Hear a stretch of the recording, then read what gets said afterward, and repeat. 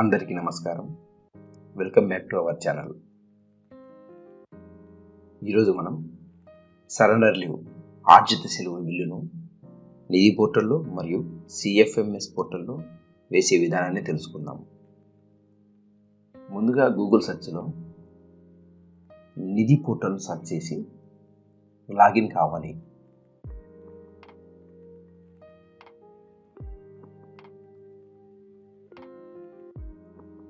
ఇక్కడ DD CFMS ID ద్వారా login కావాల్సి ఉంటుంది.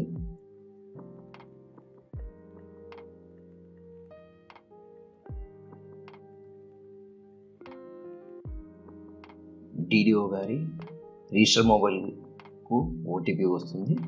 ఓటీపీ ఎంటర్ చేయాలి మరియు పాస్వర్డ్ను ఎంటర్ చేయాలి.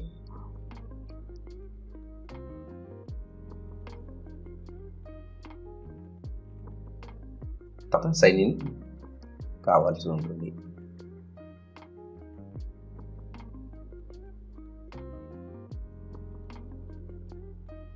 ఇలా డాష్బోర్డ్ ఓపెన్ అవుతుంది. ఇక్కడ హెచ్ఆర్ఎన్ పేరోల్ టైల్లో హెచ్ఆర్ఎన్ పేరోల్ టైల్ను సెలెక్ట్ చేసుకొని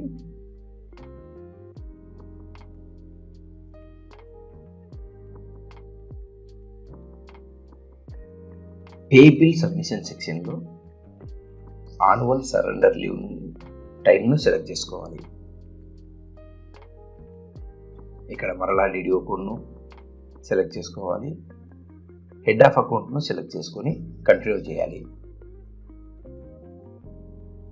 ఎవరికైతే సరెండర్ లీవ్ను శాంక్షన్ చేయాలనుకుంటున్నామో వారి యొక్క డీటెయిల్స్ ముందుగా మనం యాడ్ చేయవలసి ఉంటుంది.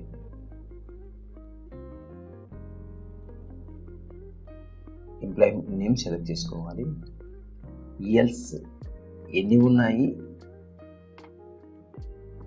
ఈ ఫైనాన్షియల్ ఇయర్కు ఎన్ని సరెండర్ చేస్తున్నాము, ఏ డేట్ నుంచి ఏ డేట్ వరకు సరెండర్ చేస్తున్నామని డీటెయిల్స్ అన్నీ ఇచ్చి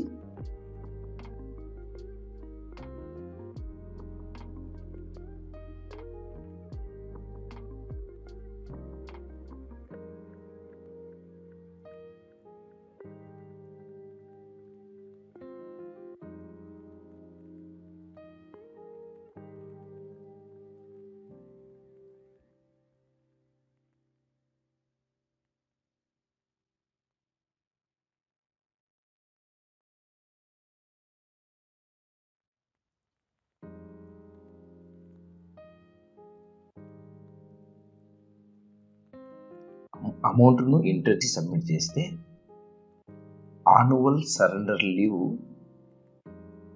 క్రియేట్ అవుతుంది. క్రియేట్ అయిన తర్వాత ఇక్కడ మనకు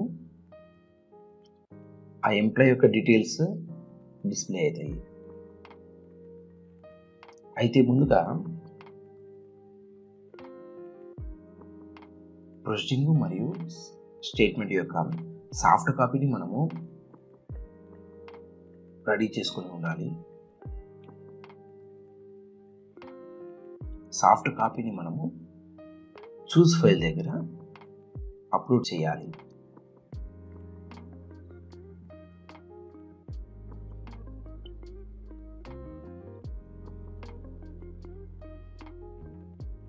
అప్లోడ్ చేసిన తర్వాత మనము డిడిఓ గారితో బయోమెట్రిక్ అథెంటికేషన్ అయినా కానీ ఈసైన్ కన్ఫిగరేషన్ అయినా కానీ చేయొచ్చు. నిధి పోర్టల్లో ఈసైన్ కాన్ఫిగరేషన్ చేయడానికి, డిజిటల్ సిగ్నేచర్ చేయడానికి అవకాశం ఉంటుంది.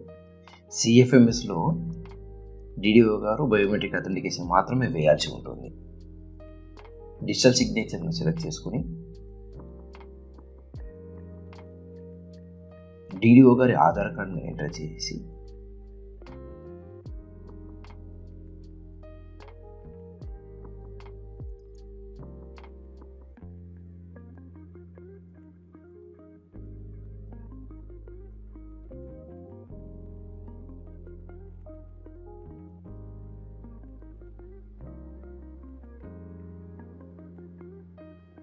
గెట్ ఓటీపీని క్లిక్ చేయాల్సి ఉంటుంది. డిడిఓ గారి ఆధార్ కార్డును ఎంటర్ చేసి గెట్ ఓటీపీ చేసిన వెంటనే డిడిఓ గారి రిజిస్టర్డ్ ఆధార్ మొబైల్కు ఓటీపీ వెళ్తుంది. ఆ ఓటీపీని మనం ఎంటర్ చేసి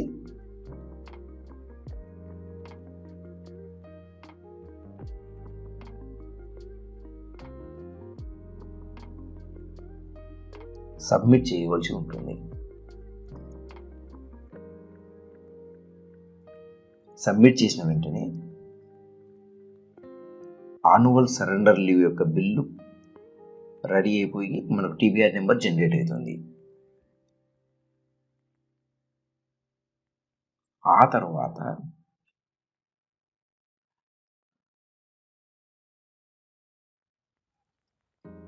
మనం రిపోర్ట్స్లో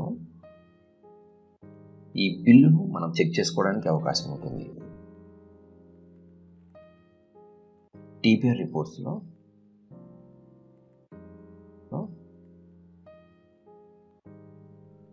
డిడిఓ కోడ్ సెలెక్ట్ చేసుకొని సబ్మిట్ చేస్తే బిల్లు యొక్క డీటెయిల్స్ ఇక్కడ కనిపిస్తాయి. బిల్లు టీబీఆర్ నెంబర్ మాత్రమే కనిపిస్తుంది. ఇంకా సిఎఫ్ఎంఎస్లో బిల్ నెంబర్ జనరేట్ కాలేదు కాబట్టి సిఎఫ్ఎంఎస్ బిల్ నెంబర్ దగ్గర మనకు బ్లాంక్ చూపిస్తుంది. సిఎఫ్ఎంఎస్లో బిల్ జనరేట్ అయిన తర్వాత మనకు సిఎఫ్ఎంఎస్లో డిడిఓ గారి సిఎఫ్ఎంఎస్ ఐడి ద్వారా లాగిన్ కావాల్సి ఉంటుంది. సిఎఫ్ఎంఎస్ పోర్టల్లో కూడా డిడిఓ గారు రిజిస్టర్ మొబైల్కు ఓటీపీ వస్తుంది. ఆ ఓటీపీ ద్వారా లాగిన్ కావాల్సి ఉంటుంది. నిధి పోర్టల్లో వేసిన బిల్లు సిఎఫ్ఎంఎస్లో జనరేట్ కావడానికి 1 గంట నుంచి 24 గంటల సమయం పడుతుంది.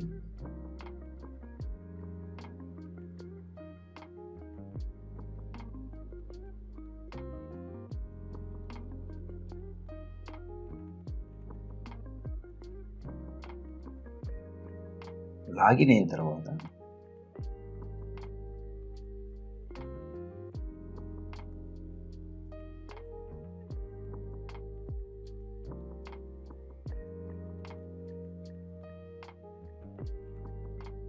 ఎక్స్పెండిచర్ సెలెక్ట్ చేసుకొని BLM bill life cycle management టైల్ను సెలెక్ట్ చేసుకోవాలి. మన బిల్స్ అన్నీ బిఎల్ఎంలోనే ఉంటాయి.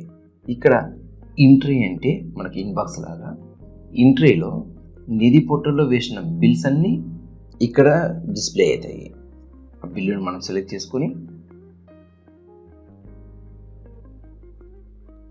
ముందుగా మనము బిల్లు యొక్క ఏపీటీసీ ఫామ్ను డౌన్లోడ్ చేసుకోవాలి. ప్రింట్ అనే ఆప్షన్ దగ్గర నుంచి డౌన్లోడ్ చేసుకున్న తర్వాత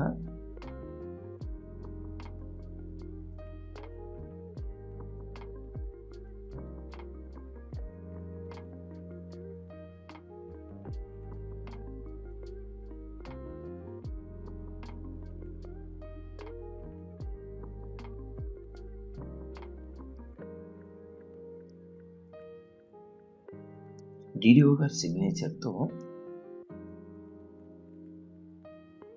స్కాన్ చేసుకోవలసి ఉంటుంది.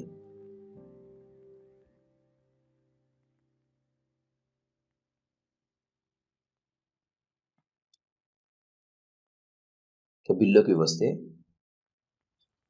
బేసిక్ డీటెయిల్స్ ఉంటాయి. బేసిక్ డీటెయిల్స్ మనం చెక్ చేసుకోవచ్చు. ఆ తర్వాత ఎంప్లాయీ డీటెయిల్స్ ఉంటాయి. ఎంప్లాయీ తర్వాత చెక్ లిస్ట్లో మనకు రూల్ డిస్క్రిప్షన్స్ ఉంటాయి. ఇవి మనము అప్లికబుల్ అవుతాయో వాటిని టిక్ చేయాల్సి ఉంటుంది. యాక్షన్ ఏదో ఒక యాక్షన్ చేయాలి.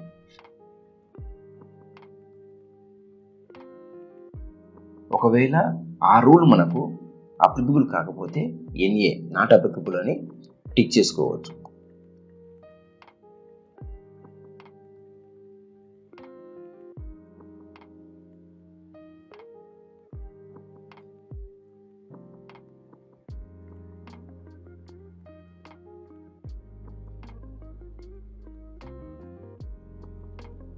తర్వాత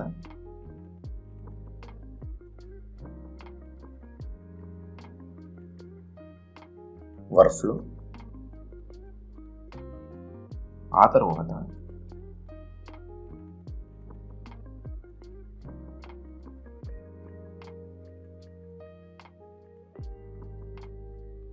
డాక్యుమెంట్స్. ఈ నోట్స్ అండ్ డాక్యుమెంట్స్లోనే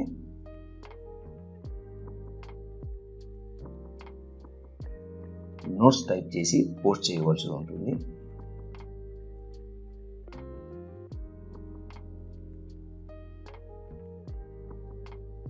తర్వాత డాక్యుమెంట్స్లో ఈ బిల్లుకు సంబంధించిన డాక్యుమెంట్స్ అన్నిటిని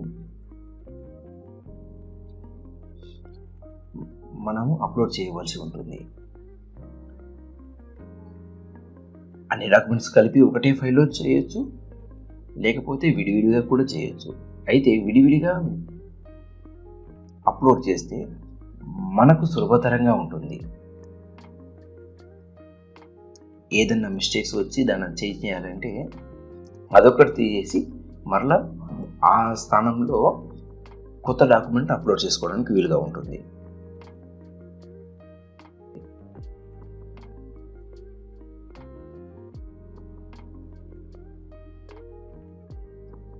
ఈ డాక్యుమెంట్స్ అన్నీ అప్లోడ్ చేసిన తర్వాత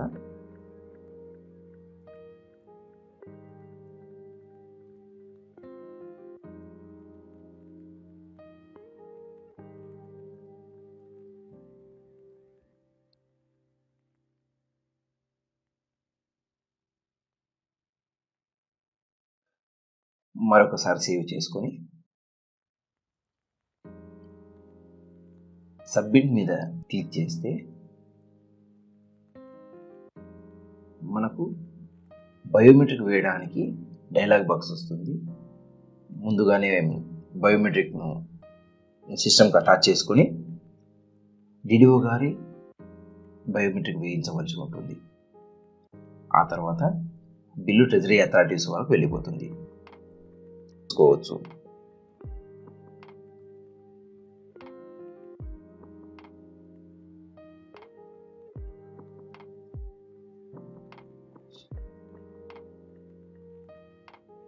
అయితే ఎంప్లాయీ డీటెయిల్స్లో పేమెంట్ డీటెయిల్స్ దగ్గర మనము బిల్లు యొక్క స్టేటస్ను కూడా చూసుకోవచ్చు.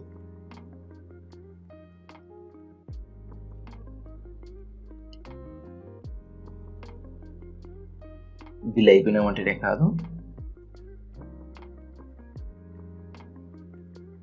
మళ్ళీ ఎప్పుడైనా కానీ బిల్ యొక్క స్టేటస్ చూసుకోవాలంటే సెంట్ ఐటెంలకు వెళ్ళేసి బిల్లును సెలెక్ట్ చేసుకొని పేమెంట్ డీటెయిల్స్ దగ్గరికి పోతే మనకు బిల్ యొక్క డీటెయిల్స్ డిస్ప్లే అవుతాయి.